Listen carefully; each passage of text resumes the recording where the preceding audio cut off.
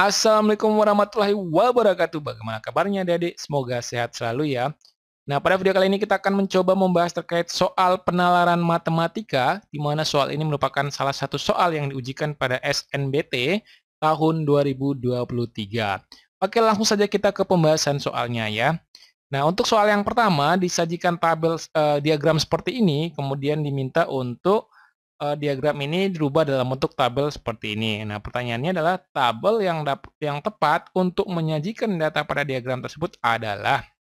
Nah, kalau ada menemukan soal seperti ini, langkah awalnya adalah silakan mencocokkan setiap data pada diagram ini dengan data pada tabel ya. Nanti mana yang sesuai dengan di diagram ya. Nah, kita coba cek satu persatu ya untuk poin A, pilihan yang A. Untuk jambu, jambu itu yang warna biru ya, kemudian jeruk yang warna merah. Nah, jambu pada minggu pertama itu besarnya 180 buah ya. Nah, kita cek. Jambu pada minggu pertama, oke, pas 180. Kemudian jeruk 140, pas juga ya. Kemudian minggu kedua, untuk jambunya 200. Nah, pas ya 200. Kemudian jeruknya 180. Jeruknya juga pas. Kemudian minggu ketiga, jamunya 220. Kita lihat, minggu ketiga 220, oke. Kemudian jeruknya 200. Nah, masih benar ya sampai kolom ketiga. Nah, lihat yang keempat. Minggu keempat, jamunya 240.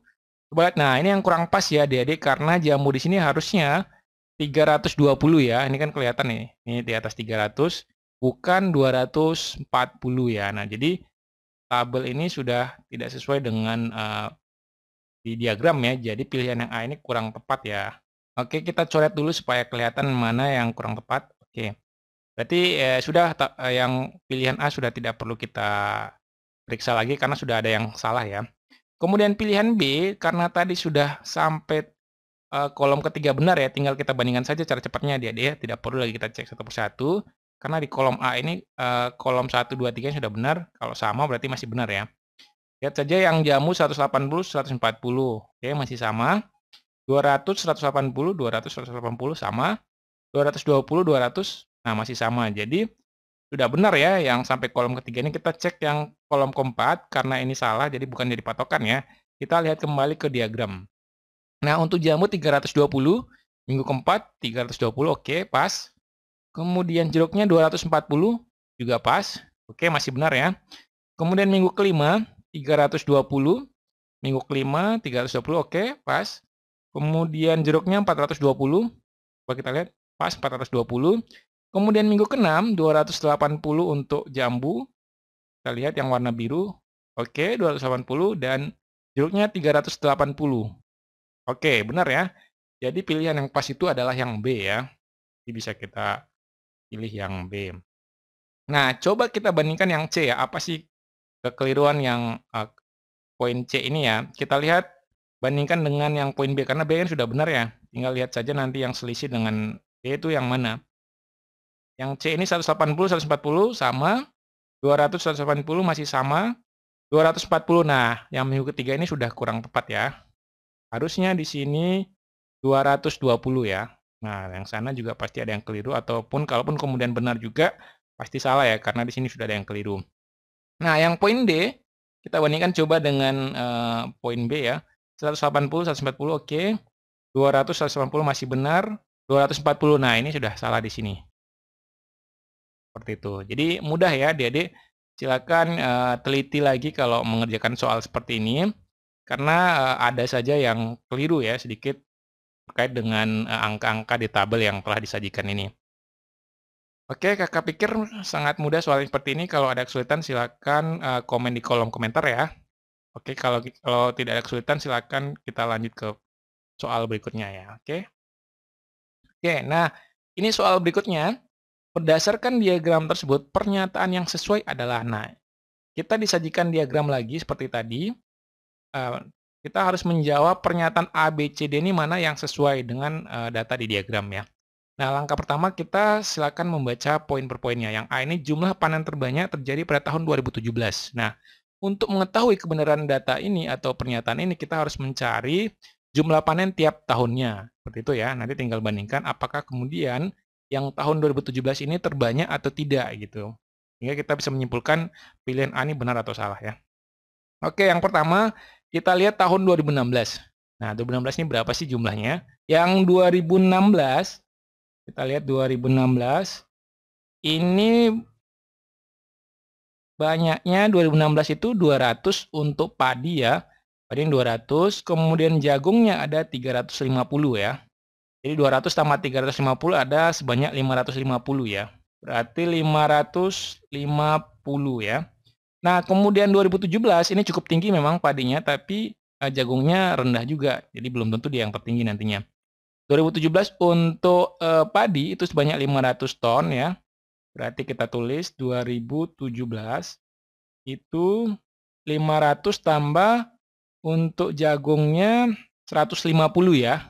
Jagungnya 150, kemudian padinya 550, 500, jadi jumlahnya adalah 650 ya. 650. Nah, sekarang yang 2018 itu banyaknya padi sebesar 300, sementara jagungnya 400, berarti 700 ya. Nah, ini sudah unggul ya, yang 2018 dibanding 2017. 300 tambah 400 ya, oke. Sekarang 2018, ini banyak, 2019 ya. 2019 banyaknya ini 400 untuk padi, jagungnya ada 250, berarti 650 ya. 650. Nah, dari angka-angka ini manakah yang paling besar? Jadi tahun 2018 besar 700 ya. Jadi pernyataan yang A ini kurang tepat karena jumlah panen terbanyak terjadi pada tahun 2017, harusnya panen terbanyak itu terjadi pada tahun 2018 ya. Jadi pilihan yang A ini kurang tepat ya, adik-adik. Ini salah. Oke, kita lanjut ke pilihan jawaban B.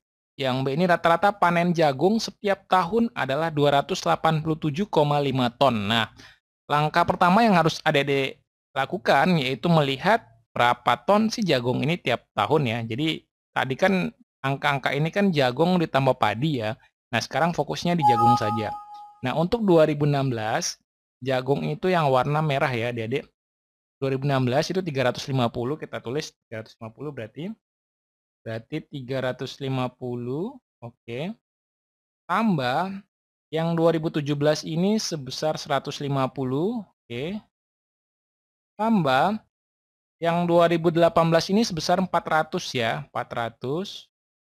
Kemudian yang 2019 ini sebesar 250. Nah, karena dia yang ditanya adalah rata-rata, maka kita bagi dengan jumlah tahunnya. Jumlah tahunnya berapa sih? Ada 4 tahun ya. Jadi dari 2016 sampai 2019. Nah, biasanya rata-rata itu seperti ini menunya pada dalam matematika ya, simbolnya. Jadi silakan dijumlahkan ini 350, 150, 400 tambah 250. Misalnya kita menggunakan jumlah susun ya, boleh juga dengan manual seperti ini. Boleh juga menggunakan kalkulator ya, silakan mana adik-adik nyaman. Yang penting adik-adik paham cara pengerjaannya, seperti itu. Oke, kita coba jumlahkan ya. 5 tambah 5 tambah 5 kan 15 ya. Ini 0. Naik 1 ya 15 ya. 1 tambah 3, 4, 5, 9, 11 ya. 1150 berarti hasilnya 1150 kita bagi dengan 4. Itu hasilnya berapa ya? Oke, bisa dihitung adik-adik. Kita bagi dengan 4. 11 bagi 4 kan 2 ya. 2 kali 4, 8. 11 kurang 8 itu hasilnya 3. 35 bagi 4, turunkan 5 ya. 8 kali 4 kan 32 ya. 32, 5 kurang 2, 3. 30 bagi 4, itu hasilnya 7. Karena 7 kali 4, 28 ya. Ini 28 ya. 10 kurang 8 kan 2 ya. Sisa 2 di sini, 20. Nah, 20 bagi 4 kan 5. Berarti 28,75 ya, seperti itu. Jadi 28,7,5 ton ya. Nah, ini sesuai ya dengan pernyataan ini. Jadi rata-rata panen jagung setiap tahun adalah 287,5 ya. Jadi jawaban yang pas adalah yang B. Nah, kita lihat yang jawaban C ya. Di mana posisi salahnya? Selisih hasil panen tahun 2016 dan 2019 adalah 150 ton. Nah, kita lihat 2016 itu kan 550 ya. Sementara 2019 itu 650. Ya udah tinggal kurangin 650 kurang 150. 550 ya. Nah, ini 100. Nah, harusnya 100 ton ya, bukan 150 ton ya. Kurang pas. Kemudian yang D, tidak pernah terjadi penurunan hasil panen dari tahun ke tahun. Kita lihat dari diagramnya, apakah pernah? Yang pertama kita lihat dulu padi ya, yang warna biru, padi ini di angka 200, kemudian naik, angka 500 turun lagi. Jadi salah pernyataan ini, harusnya terjadi penurunan ya, terjadi juga penaikan lagi. Seperti itu, jadi bukan tidak pernah. Kemudian kita bandingkan lagi yang jagung ya, yang warna merah. Nah, untuk jagung ini awalnya 350 kemudian turun, udah salah pernyataannya, naik lagi, turun lagi. Jadi kurang pas ya. Tidak pernah ini salah ya pernyataannya. Jadi jawaban yang pas adalah yang B ya. Oke, paham sampai sini adik-adik ya? Oke, kalau paham kita lanjut ke soal berikutnya. Oke, nah banyak siswa yang memperoleh nilai lebih dari rata-rata adalah, nah di sini disajikan nilai ulangan matematika siswa, ini nilai 65 sampai 100, kemudian jumlah siswa yang memperoleh nilai ini. Nah, pertanyaannya adalah banyak siswa yang memperoleh nilai lebih dari rata-rata. Nah, poin kuncinya adalah lebih dari rata-rata ya. Jadi kita harus menghitung berapa sih nilai rata-rata yang diperoleh dari diagram ini. Baru kemudian kita mengetahui berapa banyak siswa yang memperoleh nilai lebih tinggi dari rata-rata tersebut. Oke. Yang pertama ada 65 ya.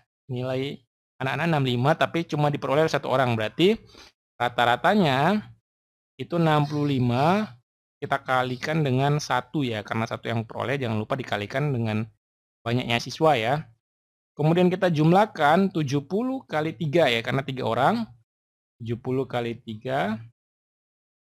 Kemudian kita jumlahkan dengan 75 kali 5 ya. Yang memperolehkan ada 5 ini ya. 5 jadi 75 kali 5. Kita tulis 75 kali 5 ya. Oke. Kemudian untuk 80 ada 6 orang, berarti 80 kali 6. Kemudian 85 ada 5 orang. 85 kali 5 berarti. Kemudian 90 ada 3 orang ya. Berarti tambah 90 kali 3. Sementara yang 100 ada 2 orang. Berarti tambah 100 kali 2 ya. Pas ya. Nah, kita bagikan dengan jumlah siswa. Itulah cara mencari nilai rata-rata ya. Jumlah siswanya berapa? Jumlah siswanya tinggal adik-adik jumlahkan ini yang dapat 65 ada 1 orang. 65 1 orang. Tambah 3, berarti 70 kali 3-nya 3 orang kan, 4. Tambah 5, 9. Tambah 6, 15. Tambah 5, 20. 23 berarti 25 ya. Berarti ada 25 siswa yang mengikuti ulangan matematika ya. Nah, oke. Nah, kemudian kita kalikan satu persatu, dia 65 kali 1 berarti 65, seperti itu ya. 70 kali 3 berarti 7 kali 3, 210 ya. Kemudian tambah 75 kali 5 berapa? 375 ya. Oke, 375. Kemudian 80 kali 6, 8 kali 6, 480 ya.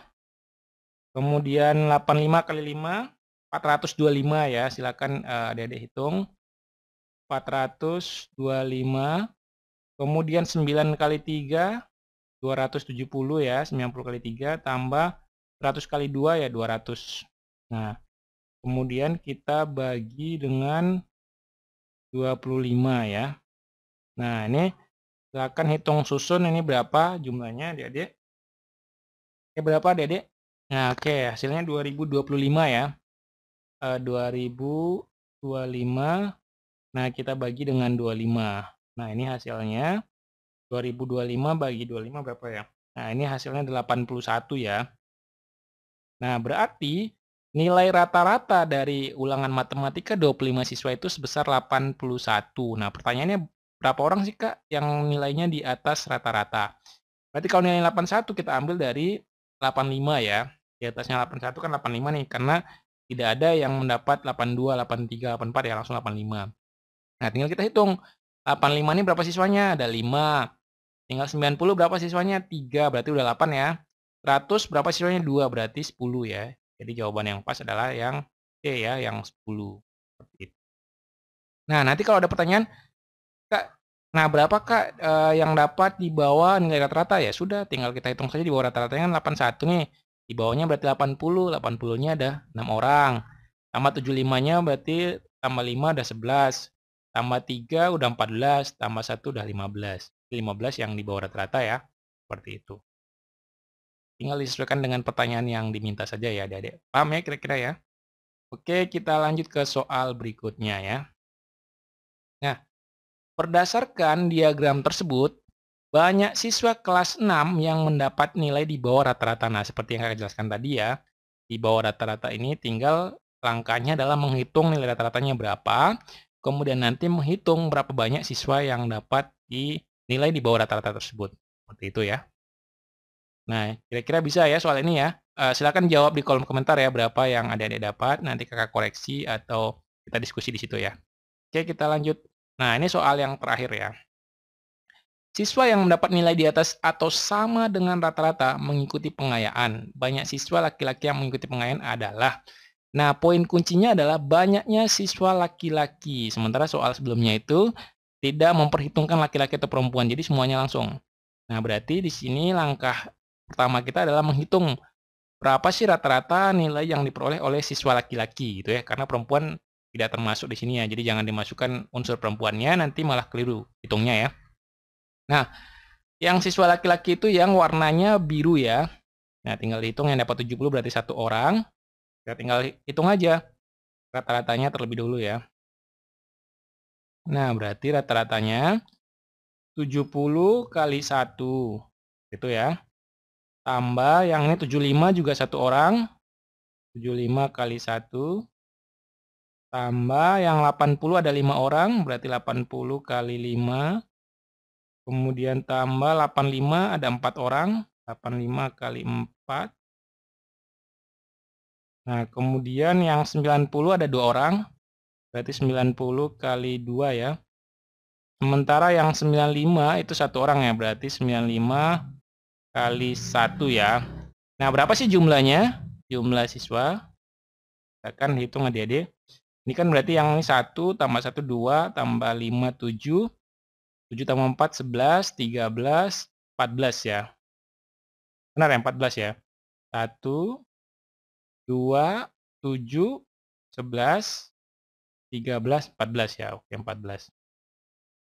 70 kali 1 berarti 70 ya. Tambah 75 kali 1 75. 80 kali 5, 8 kali 5 kan 40 berarti 400 ya. Tambah 85 kali 4 berapa adik-adik? 85 kali 4 340 ya. Berarti 85 kali 4 340. Kemudian 90 kali 2 180 tambah 95 kali 1 berarti 95. Kita bagi dengan 14 ya. Nah, ini berapa nih total penjumlahannya? 1160 kita bagi dengan 14. Dapatnya berapa ya?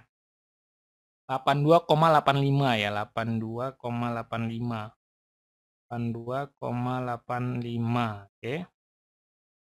Nah, pertanyaannya adalah siswa yang mendapat nilai di atas atau sama dengan rata-rata mengikuti pengayaan ya. Jadi rata-ratanya 82,85. Banyak siswa laki-laki yang mengikuti pengayaan adalah karena nilainya ini kan 80 ya. Berarti yang kita ambil adalah di bawah 82,85 atau sama dengan ya. Jadi ambil yang langsung 80 juga termasuk, berarti tinggal hitung yang 80 ini berapa jumlah siswa laki-lakinya. Yang 80 ini ada 5 berarti karena di bawahnya kan. Berarti mengikuti pengayaan 5 orang. Tambah yang 75 ini ada 1 berarti 6 orang, tambah 1 berarti 7 orang ya. Berarti jawabannya adalah 7 anak ya. Nah, seperti itu. Paham kira-kira adik-adik ya? Jadi kurang lebih seperti inilah soal penalaran matematika sebagaimana yang telah diumumkan oleh Mas Menteri. Contohnya juga kurang lebih seperti ini, yang banyak membaca diagram dan tabel seperti ini. Jadi silakan adik-adik perbanyak latihan berkaitan dengan penafsiran atau membaca hasil dari tabel atau diagram ya. Nanti kakak akan membuat banyak part ya, banyak bagian terkait dari soal penalaran matematika. Ikuti terus channel ini. Jika bermanfaat, jangan lupa like, komen, dan subscribe ya. Demikian, wassalamualaikum warahmatullahi wabarakatuh.